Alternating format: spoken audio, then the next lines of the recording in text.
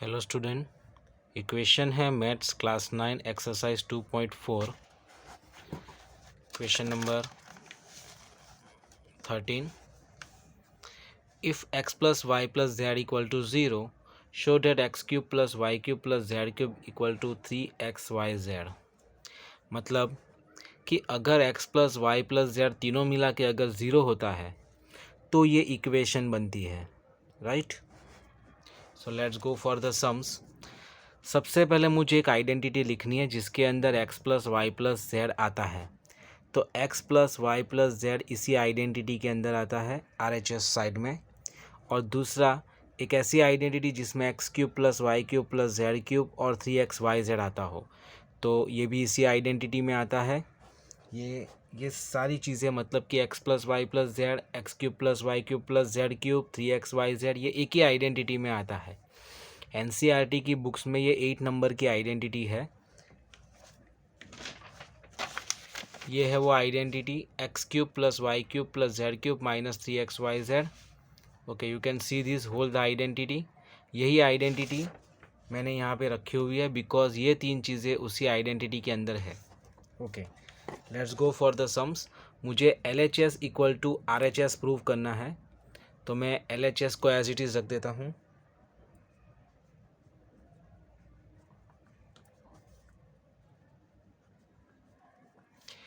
ये आइडेंटिटी, ये इक्वेशन तभी प्रूव होगी जब x plus y plus z equal to 0 होगा। तो मैं x plus y plus z की वैल्यू रख देता हूँ 0। और ये जो है वो एज इट इज़ आएगा, ब्रिंग डाउन।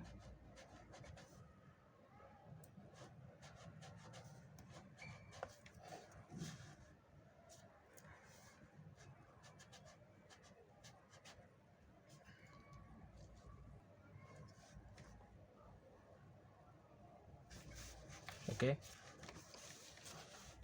नाउ ये इक्वेशन एज इट इज़ ही रहेगी।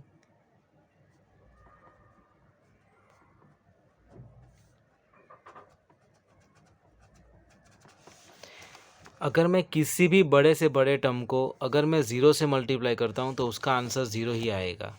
So let right here 0।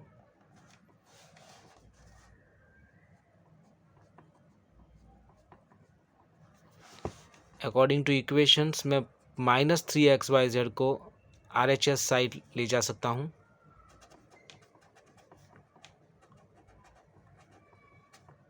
Okay, तो ये हो जाएगा 0 plus 3xyz।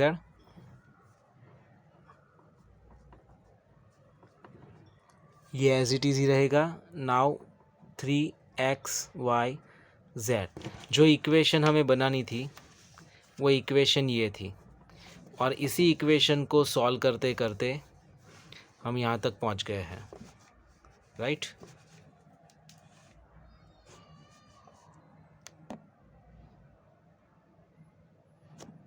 You can see the whole sum. You can see also screenshot. You can take also screenshot.